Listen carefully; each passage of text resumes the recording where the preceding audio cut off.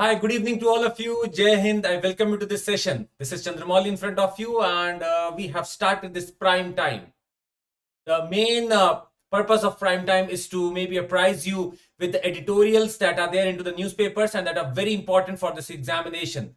Not only the editorials we might see some of the nitty gritties as per the fashion that I have been doing. Let's start the session, and I will give you some of the information right now. I want you to just save your photographs for that day when we would ask it from you, since you are going to be one of the toppers. The educators are trying to give you best of the things here on this channel. Let's crack UPSC CSE, and this is the English channel one. I must also tell you about the mains test series and the answer writing program that has already begun. CMC is my code that you can use and enroll into these courses.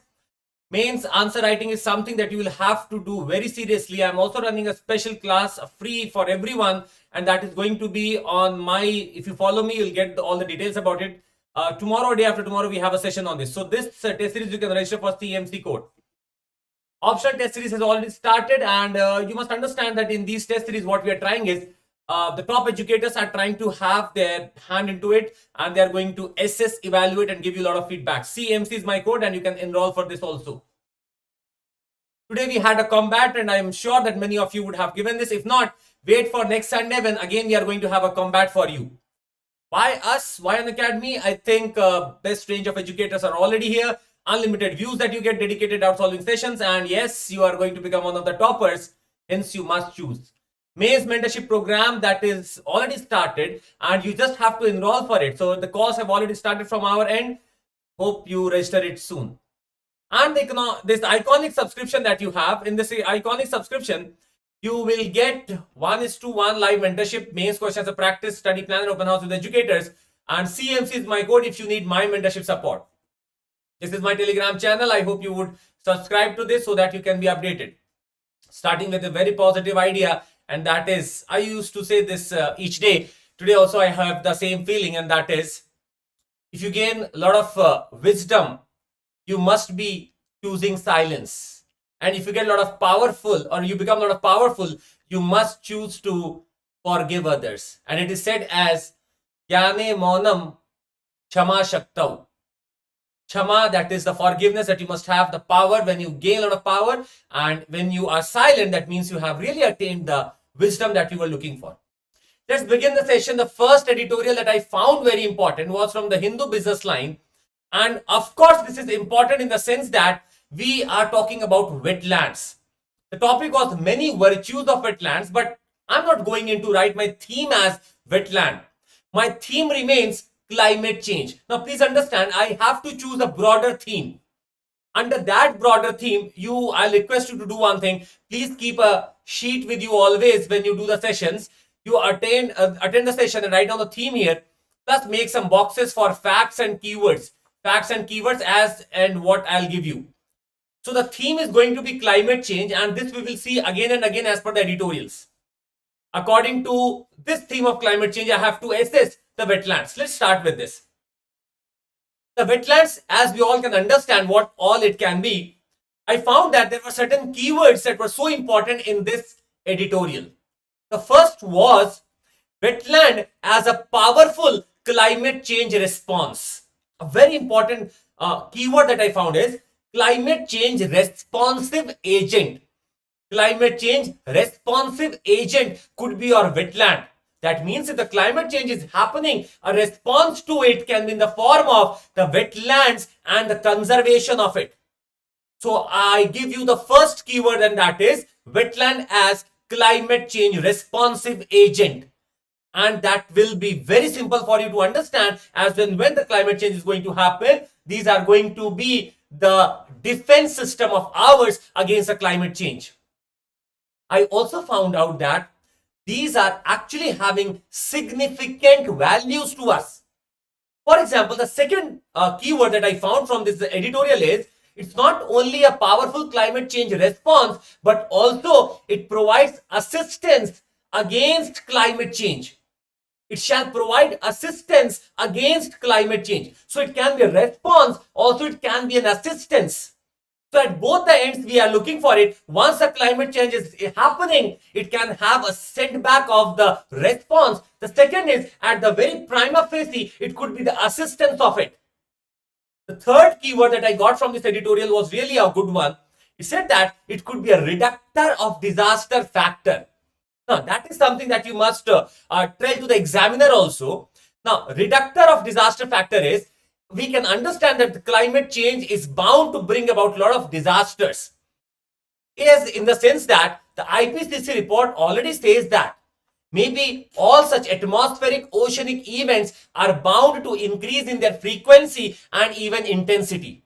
And in such scenarios, we will have to be prepared for our natural defense systems. And these are the wetlands, mangroves, etc.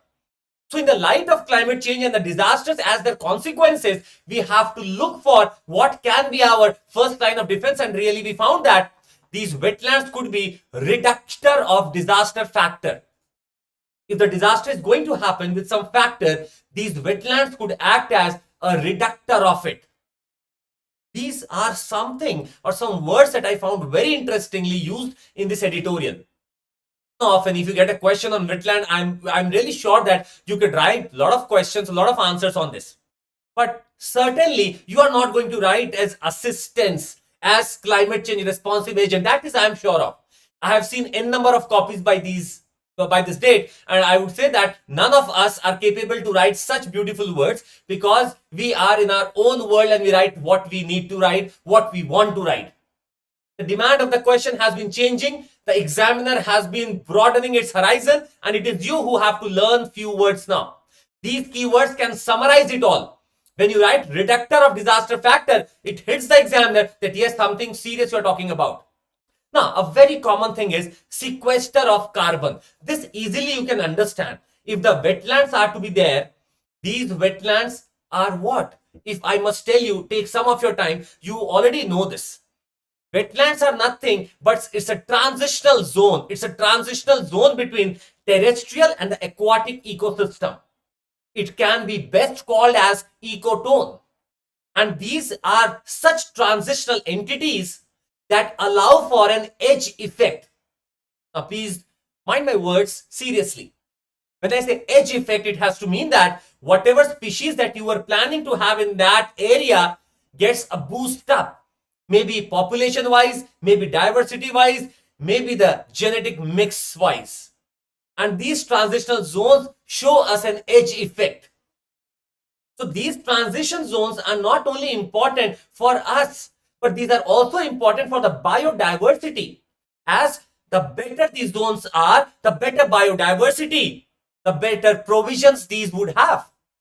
And these could be actually used for our anthropogenic, maybe I were to say, or the human defense system.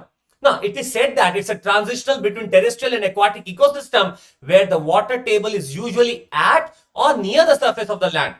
Now, if you could understand, there are wetlands defined. Ramsar definition of wetland. Now, Ramsar is going to be a very important convention for this, and it takes a very broad view of the wetland. It talks about marshes, it talks about lakes, it talks about rivers, etc., etc. So Ramsar Convention has taken a very broad view of the wetland. Now, in this section of the editorial, I found that they have talked about the wetland as something that will have some water table. Perhaps if they have so, they are also an agent of sequestration of the carbon. Now, when I say sequestration of carbon, that means the species that are there in the wetland, they would be sucking in the carbon dioxide, they would be using the carbon dioxide, and they would store it in them itself. At the end of their life, they might want to release it, but for the time being, these are the best repository museum for the carbon that we have got. Sequestration of carbon is one of the emerging ideas that we talk about today. The technologies have also come by. They talk about how to sequester these carbons and store them into rocks, into soil strata. And if we have got a natural defense system like the forests, mangroves, etc., why should we stop at that? So sequestration of carbon is a very important thing that you must write in a question on wetland.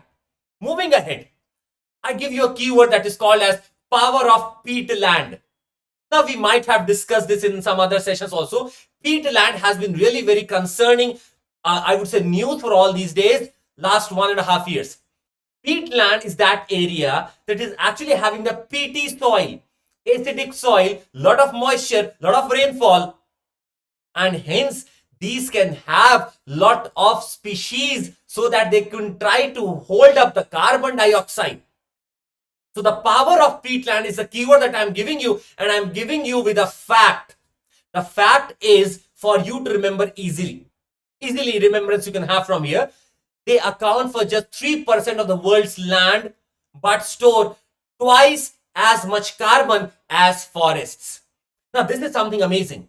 The peatlands, they account for only 3% of the world's land surface, but they store twice as much carbon as forests. Now, even if you forget the first part, the second part is what you can remember, that they have the ability to store twice as much carbon as is there in a forest. So your Amazon forest might be storing something, but the peatlands are there surrounding. They are storing twice of what could be stored in a forest. That is something that you should remember. I hope I'm audible to all of you. I've been speaking since long and I'm not getting a reply. Acha, you are there. You are there. Okay. Good evening. Good evening. Good evening. I'm so sorry. I did not see your messages. I was not getting it. I'm so sorry for it. So just a transition from that all English to English. Don't find it surprising. No, I can try to mince my words. It can be pure Sanskrit also if you want. So speaking about the power of peatland, it accounts for 3% of the world's land surface, but store twice as much carbon as the forests.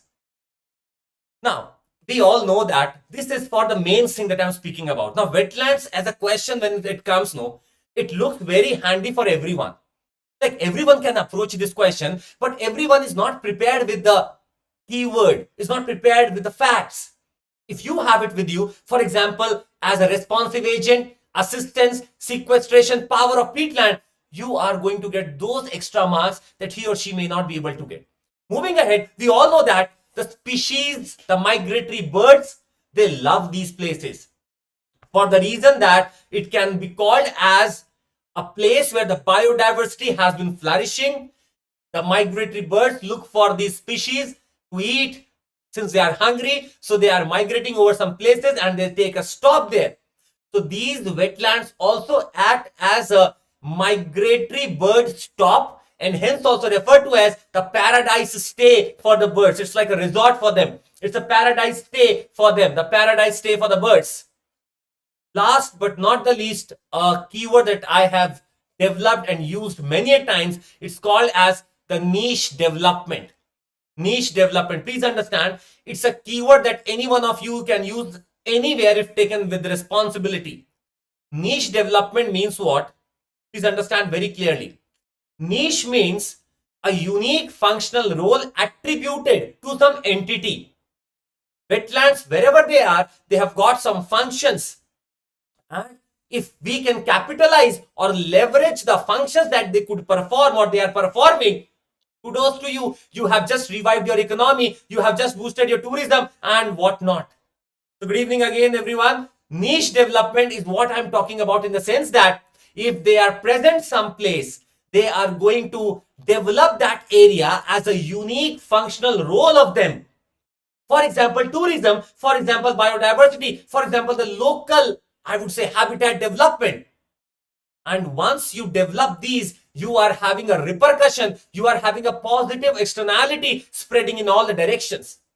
So the niche development could be used for the wetlands, could be used for a question that would have asked you, what are actually your ideas about an area to be developed which does not have that much of facility but has got a wetland?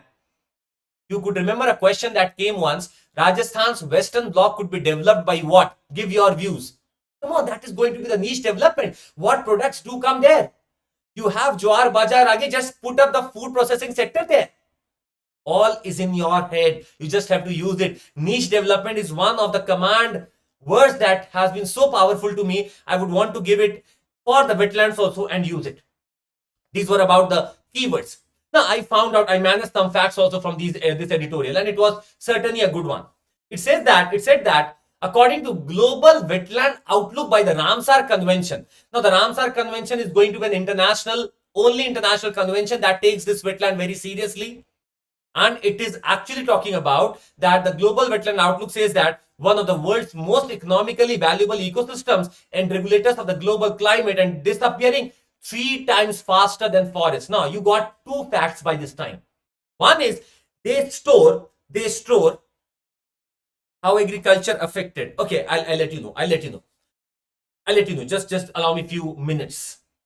I said that they store twice as much carbon as a forest might be storing, but on the other hand, a very heartening picture is coming. That means or not heartening, I would say hurting picture is coming, that they are disappearing 3 times faster than the forests.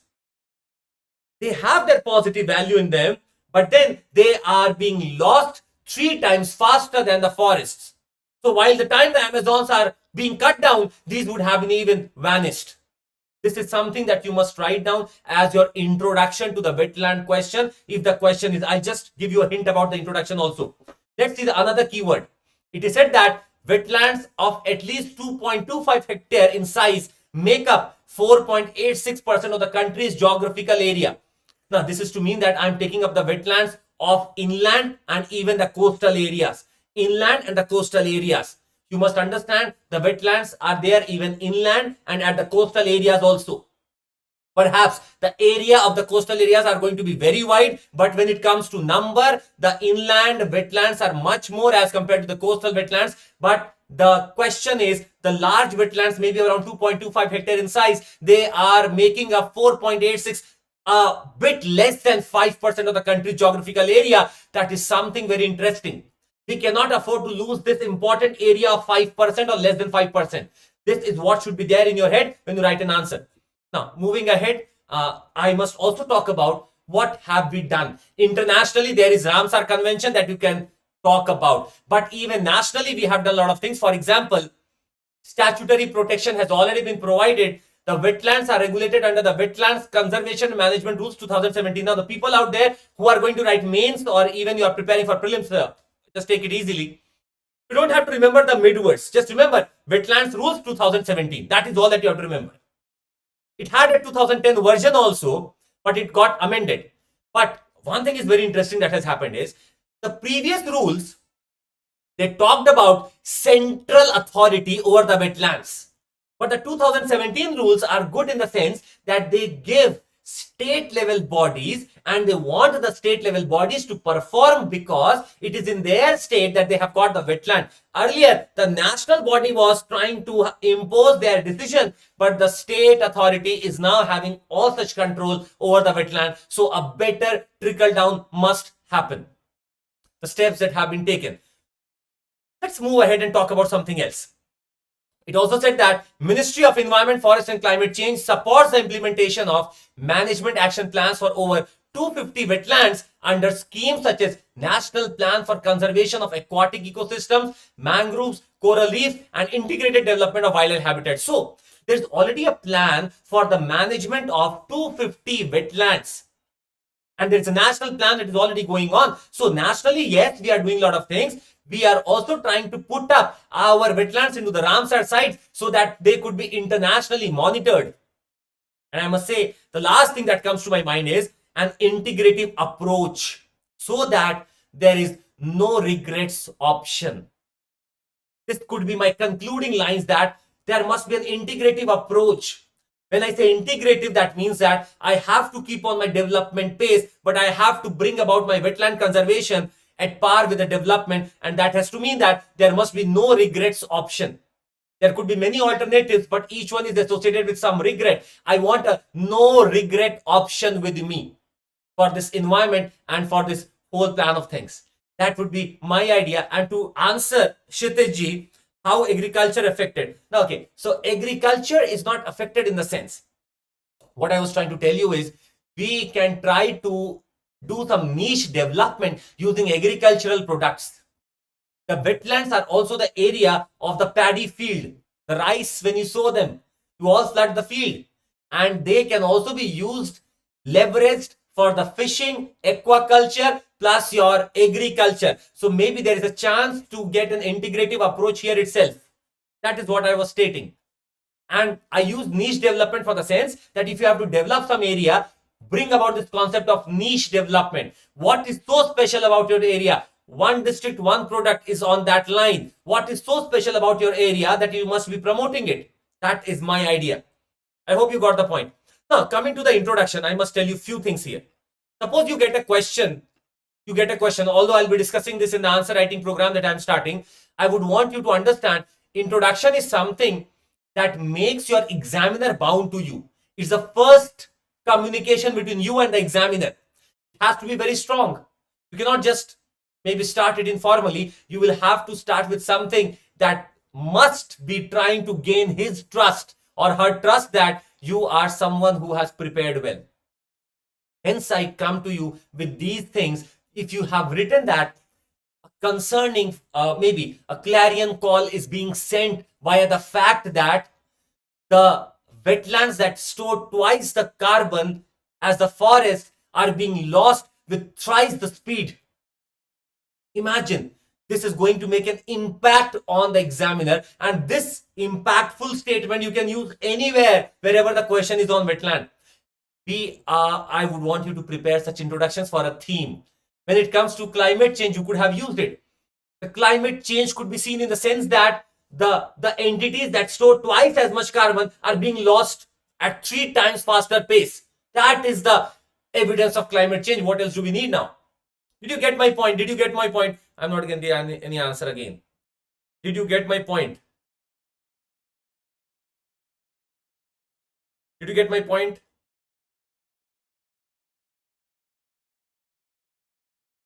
Did you get my point? Anyone? Okay. Thank you so much. So I hope this is what is the wetland thing. Let's move to the second editorial that I found interesting, and that is, so one more point I left. Okay, so the question was again in my mind that it was from the editorial itself, that why these wetlands are suffering, so the question in the mains examination could be that what ails wetlands? What are the problems or the challenges confronting wetlands? The first and the foremost challenge is I suppose, because the IPBES Intergovernmental Science Policy Platform on Biodiversity and Ecosystem Services, we don't have to remember, of course. IPBES, it's a global assessment that is being done. They say that the most threatened ecosystems are those because of human activities, they have a direct relationship. So the most threatened ecosystems are because of the human activities and global warming. So it's really something concerning to all of us. These are your wetlands, and human is going to actually do a lot of damage. Second, urbanization. What do you mean by urbanization? I think that process is really simple. You might have some notion of urbanization. Let me be very clear. Urbanization is a process. It's not an end. Urbanization is a journey. And this urbanization never stops. Because if you become urbanized, there is another level that is waiting, super urbanization. You come to there is hyper urbanization. You go there is a extra something of urbanization. So urbanization is the process in which you transit from some notion of backward economy, some notion of backward standard of living, some notion, I'm saying it's not backward standard of living, it's very correct, but it's a notion that the people might have made. It's about the facilities, etc., that are not be available here. If you urbanize, it gets available to you. If you super urbanize, more facilities. So it's a march towards services. It's a march toward economy. It's a march towards, I would say, congestion. So urbanization is something that is hampering your wetland. And you might be knowing the curious case of Bengaluru. I'm not sure if you know or not. The societies that have developed, their waste disposals are actually going into the lakes. These lakes have become pink, blue, whatever color they have been stinking, and hence a curious case of Bengaluru could be given here as a case study of urbanization, that it can hamper your wetlands. The third keyword I found is, it was very interesting. I loved this editorial in the sense that so nicely this word was used, maladaptation. Now, people might not be understanding this at the very outset, but please be very clear. Maladaptation is, suppose you prepare something as a response, to some other thing happening. For example, imagine you prepared a structure to control the water because of floods. So this was your adaptation to avoid the floods, to avoid the flooding of an area. You prepared some dams. Now the problem is these dams are not the solution to everything. They have triggered some other value now, and maybe the water is downstream that is going is so less now that the species are dying. Salinization might be happening, the sediments are not reaching, the people might not be having the drinking water. So your dams do not work. It's maladaptation. You wanted to adapt to the climate change, but in essence, what we did is we are preparing for some other fault, some other danger that is coming. This is maladaptation. The construction of hydraulic structures to increase freshwater storage in upstream stretches may further accentuate the risks of salinization in downstream coastal wetlands. And when it comes to the wetlands, the water is going less. These wetlands that used to have some fresh water are now being mixed with the coastal sea water, saline water. That's not going to help them out. So our adaptation is very important. Our adaptation should not be maladaptation. Our adaptation should be some logical adaptation that we must do. I hope you can write this answer now. I'm sure you can write this answer now if it comes in front of you. Okay. Yeah. Okay, let's move ahead and talk about another thing that I got is, now this is not going to be a big one because C. Rangarajan sir was there. I wanted to read this. It was from the Indian Express and it said that what commodities, so my theme is now, I read the topic, what commodities should be distributed free or at a subsidized level. I read this theme heading. I got a theme in my mind. Why subsidy? Okay, subsidies for social inclusive development. You see, I'm not writing subsidies as my theme. I'm writing inclusive development or social development. There could be many parts to it. I could say subsidy is a part of it. So please be very clear. You have to choose something that is broad. Your broadness, the level of broadness you go into, know, your mains is going to be as superb as the level you take it to broad. You narrow down your choices, you narrow down your words, mains is so far from you. You brought down or maybe brought up your things, you are too near to the mains. Social and inclusive development is my theme. And when I started this, I found that what is actually subsidy, this we all can understand. The market price of the commodity is something 20 rupees, but you don't pay 20 rupees, you pay 10 rupees. Where this 10 gap is being filled, this is being filled by the government, which is called as a subsidized price. Now the difference between this market price and the price that we pay is called as subsidy. And this subsidy is being given in a lot of forms. For example, electricity, for example, fuel. For example, under certain public distribution system, we provide subsidized food grains. Now, this editorial came into the wake of that Punjab government allowed 300 units of free electricity every month. And there was a lot of discussion on the political galleries about this, that if you have to free these things, do you really have the economy of that level? And when C. Rangarajan sir is saying something, we must listen to him. He said that there is a fiscal cost of subsidies. Now see the keyword that I'm giving you. There is a fiscal cost of subsidies because the government is going to give this. Imagine there are people who buy rice in just 2 rupees or 3 rupees. Now it is justified that they cannot afford this much, so they must be given. That is very fine. So the fiscal cost is to be borne by someone. It is being borne by the government. But does the government have that fiscal space? Does the government have that fiscal space? So, of all the research that is being done, C. Rangarajan sir says that fiscal cost of subsidies are there, but India has a less fiscal space. India has a very less fiscal space, and he proves this thing by a fact. The fact is, you are accounting for some GDP and you get some revenue. This revenue could be your taxes. He said that the revenue to GDP ratio has been actually stagnating since 2010 to even 20s, and it has been stagnating around 18 to 20% only. See the facts, how well you can craft your ideas.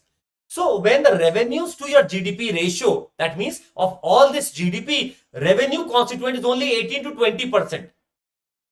But to the contrary, if you look to those countries like UK, USA, Sweden, they have in the range of 40%, 45%, 48%, etc.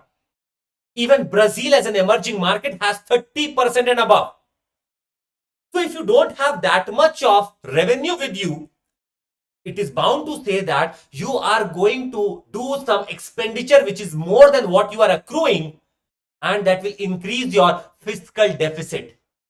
So you have got a very less fiscal space, and in that you have to manage a lot of things. So the idea was, let's give importance to those things that are basic necessities, and when given, they can really allow for social development.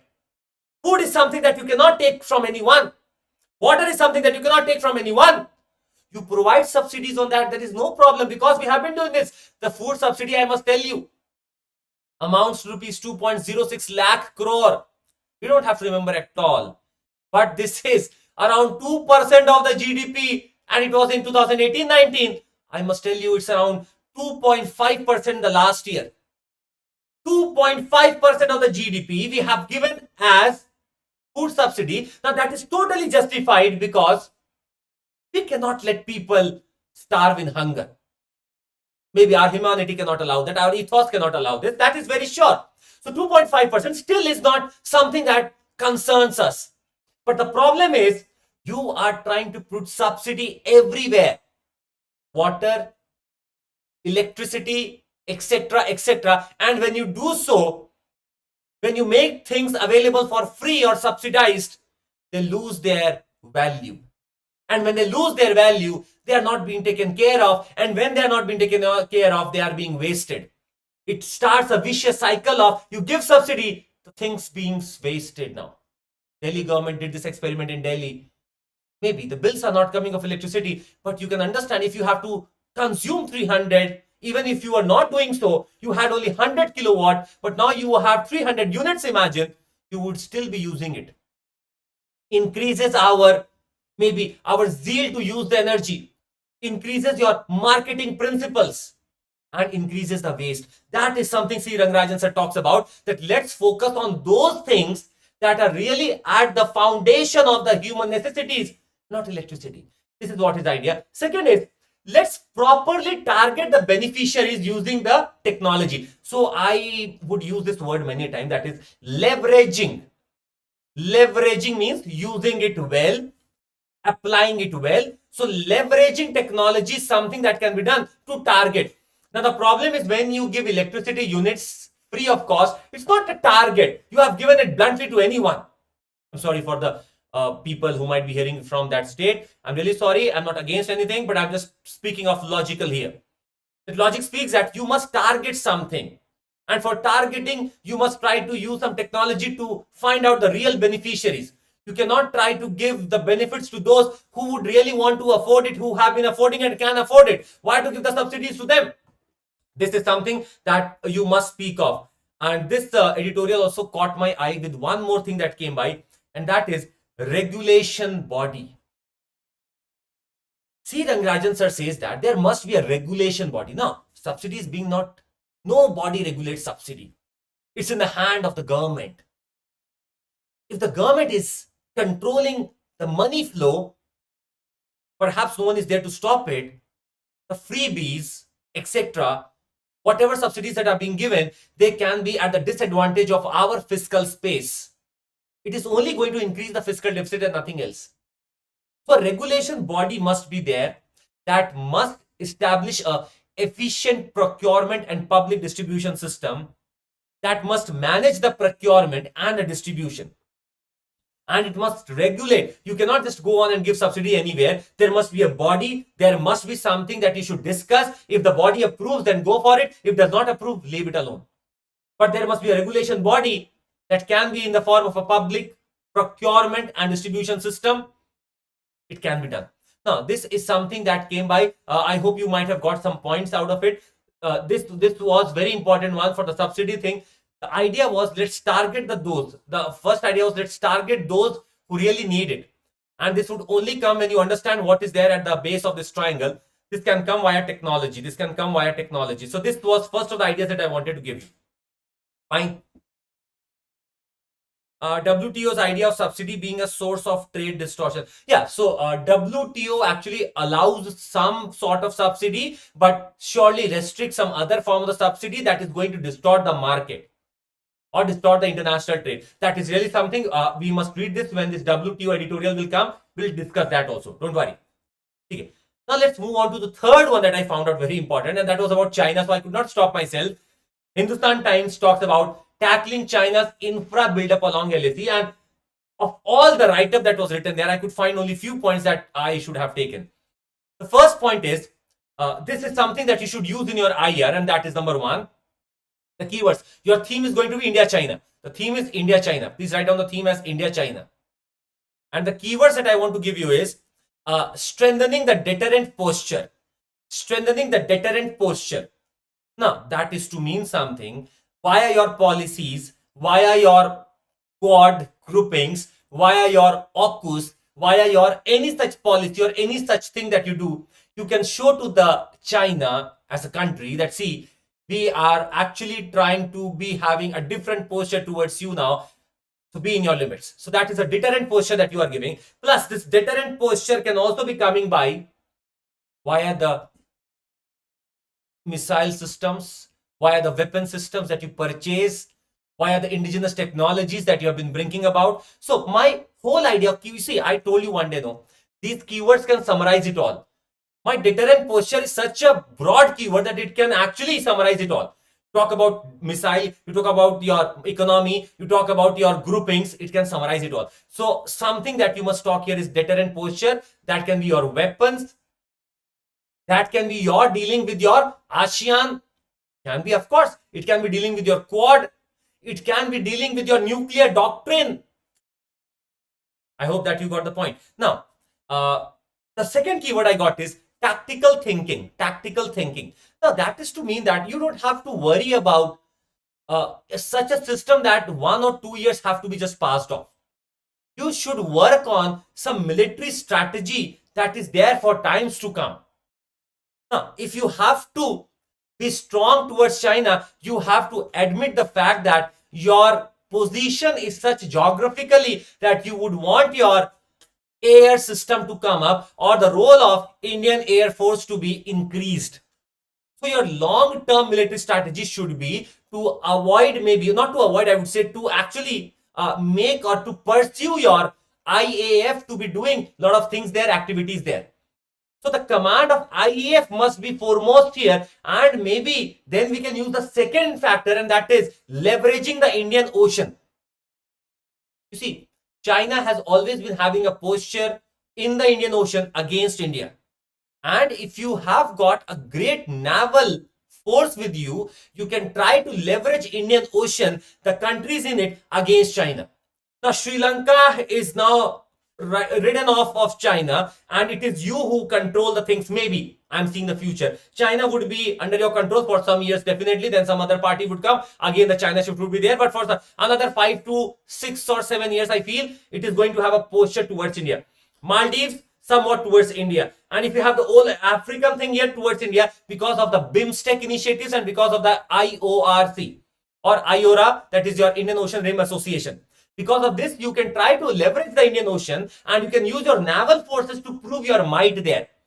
If you apply your mind on naval and the air force, the China would be worried about here and here only. They would not be thinking much about the borders then. So this is what is our idea. The superior role or maybe an increased role of IAF and leveraging the Indian Ocean via the naval forces. Now, last but not the least, one very important point that I got from there is, let's move beyond your conventional theaters. That is very well taken, that the theatrics of the war happens on the ground, in the ocean, maybe in the ocean or over the ocean or in the skies. But let's move ahead from this.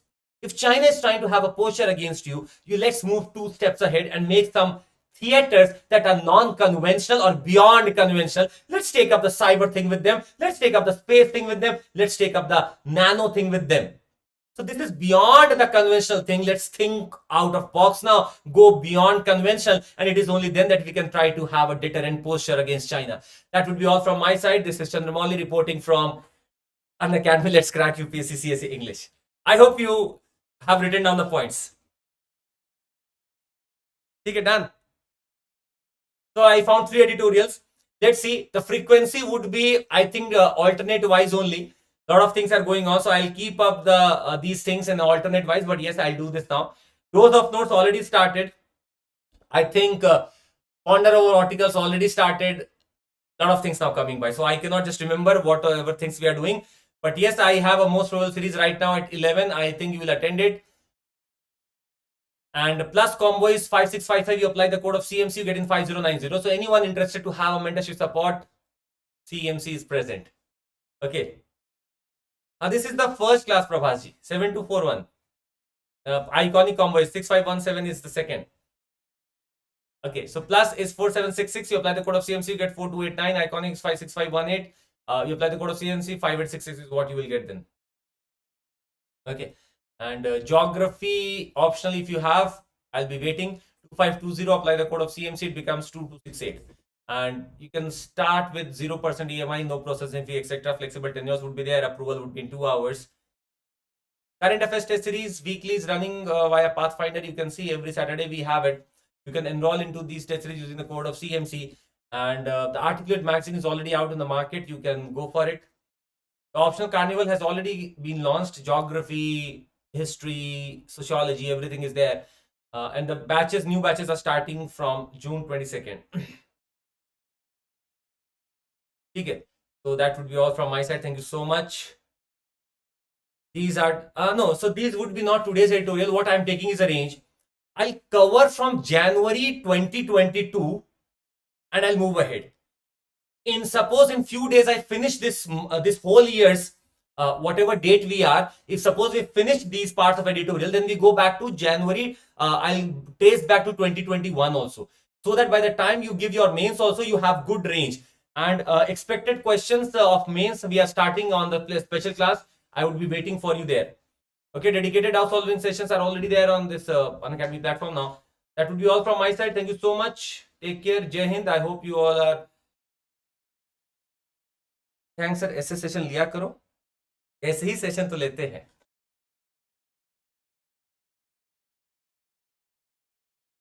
ठीक है. Okay, thank you so much. Take care. Jai Hind. अपना ध्यान रखिएगा, पढ़ते रहिएगा, और निरंतरता ही सफलता की कुंजी है. If you are nirantar, you are safal. That is to say, constancy is the key to success. If you are constant in your efforts, success is just a matter of time then. Okay. Thank you so much. Thank you so much. Take care. Jai Hind. अपना ध्यान रखिएगा, पढ़ते रहिएगा, खुश रहिएगा. Bye. Take care. Take care.